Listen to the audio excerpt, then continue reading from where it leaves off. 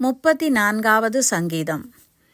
கர்த்தரை எக்காலத்திலும் ஸ்தோத்தரிப்பேன், அவர் துதி எப்போதும் என் நாவில் இருக்கும். தேவனை நாம் ஸ்தோத்தரித்து அவருடைய பரிசுத்த நாமத்தை புகழ்ந்து பாடும் போதும் அவருடைய நாமத்தை உயர்த்தும் போதும் தேவன் நமக்கு செவி கொடுக்கிறார்.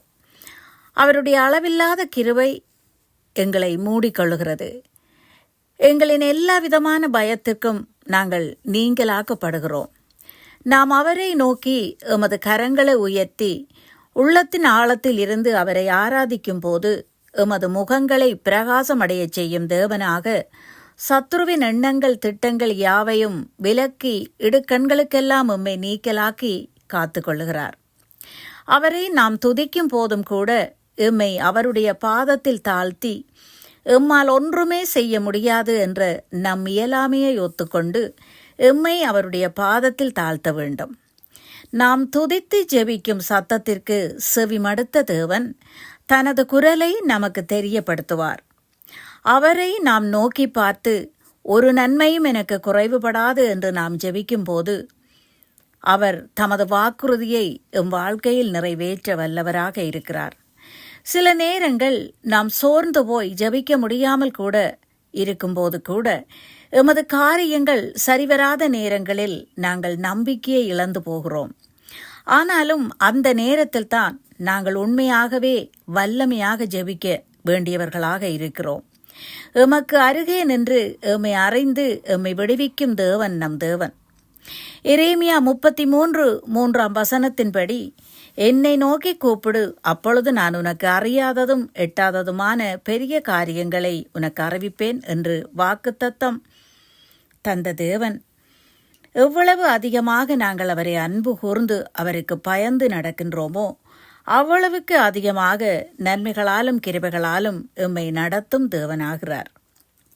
ஆகவே நம் வாழ்விலும் நாம் தீமைகளை விட்டு விலகி சமாதானத்தோடு நாம் நடக்கும்போது, நீதிமான்களாக நாம் அவரை கூப்பிடும்போது கர்த்தர் நம்மை எல்லாவிதமான உபத்திரவங்களுக்கும் விடுவிக்கும் தேவனாக இருக்கிறார். ஏனென்றால் அவர் இரக்கமும் உருக்கமும் நீடிய சாந்தமும் கிருபையுமுள்ள தேவனாக ஆராய்ந்து முடியாத பெரிய காரியங்களையும் எண்ணி முடியாத அதிசயங்களையும் செய்யும் தேவனாக நம்மோடு இருக்கிறார். நாங்கள் நினைப்பதற்கும் ஜெபிப்பதற்கும் அதிகமாக எமக்கு கிருபை செய்யும் தேவன் அவர். எங்களோடு வாசம் செய்யும் பரலோக தேவனாய் அந்த பரலோக தேவனை நாம் துதித்து ஆராதித்து அவருடைய நாமத்தை உயர்த்தும் போது வார்த்தைகள் மூலம் எங்களோடு இடைப்பெறுகிறார். எத்தனையோ நன்மைகளை எங்களுக்காக செய்த தேவன் அவர். எம்மை போக்கிலும் வரத்திலும் பாதுகாக்கிறார், எம்மை நடத்துகிறார். அவருடைய கரம் எங்கள் கரங்களை பிடித்து நடத்தும் போது எப்படியான சூழ்நிலை கூடாக நாங்கள் கடந்து சென்று கொண்டிருந்தாலும் நாங்கள் இன்றைய நாளிலும் உயிரோடு இருப்பதும் சுகமாக வாழ்வதும் அவருடைய கிருபையாக இருக்கிறது.